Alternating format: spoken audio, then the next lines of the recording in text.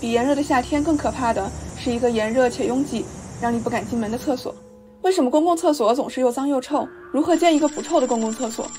你最害怕的这种公共厕所，人来人往，产生万恶的臭气之源。其中可以分为2类，最首要的是有形污染，也就是屎尿等排泄物以及它们留下看得见的痕迹；其次是无形污染，也就是那些绕梁3日的残留。有形污染经常分布在马桶、地面、厕纸篓3个地方，需要各个击破。上个世纪的公厕节约成本，蹲坑不自带反水弯，你看到的是一个无底的黑洞。这种蹲坑只能通过管道的存水弯除臭，但是管道里难免拖泥带水。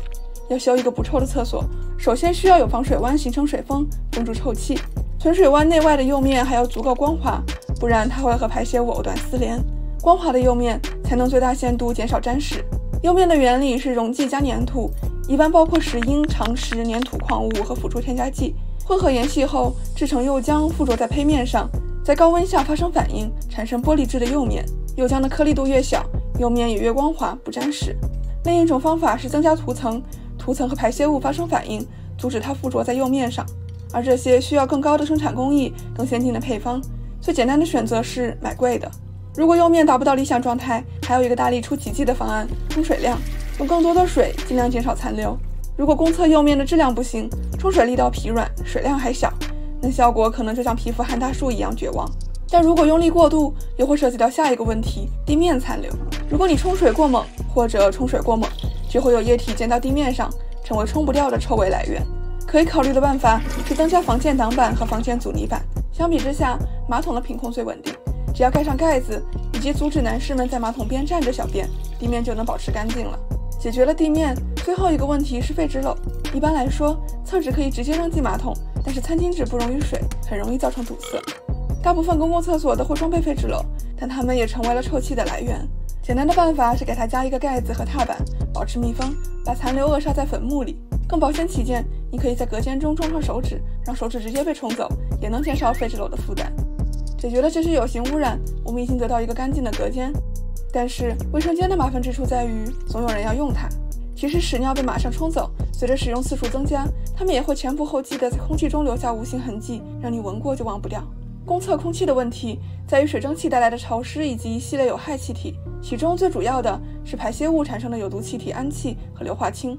一般公厕不会开很大的窗子，往往只在高处保留通风口，自然条件下只能依靠室内外的温度和压力差来通风，只能说聊胜于无。许多室内建筑，比如商场和火车站的卫生间，甚至是没有窗子的暗卫，只能靠机械排风，门洞进风。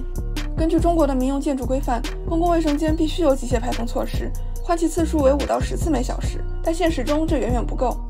这是一个高档写字楼的男性卫生间，包括隔间、小便区和洗手池，两侧都安装了排风口，换气设施设置为民用建筑标准规定的5次每小时，主要依靠卫生间门来自然进风。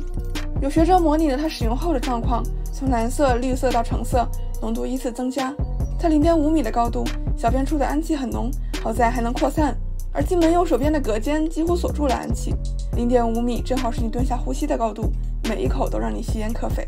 更可怕的是，氨气比空气轻，会往上蔓延，在 1.5 米，也就是你站着呼吸的大概位置，氨气彻底蔓延了整个卫生间，数值达到国家规定标准的2倍。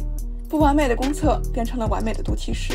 一个不臭的厕所就需要更强劲的换气设备，具体可以在顶部加2个送风口，并且把换气次数设置到公共卫生标准的上限，也就是10次每小时。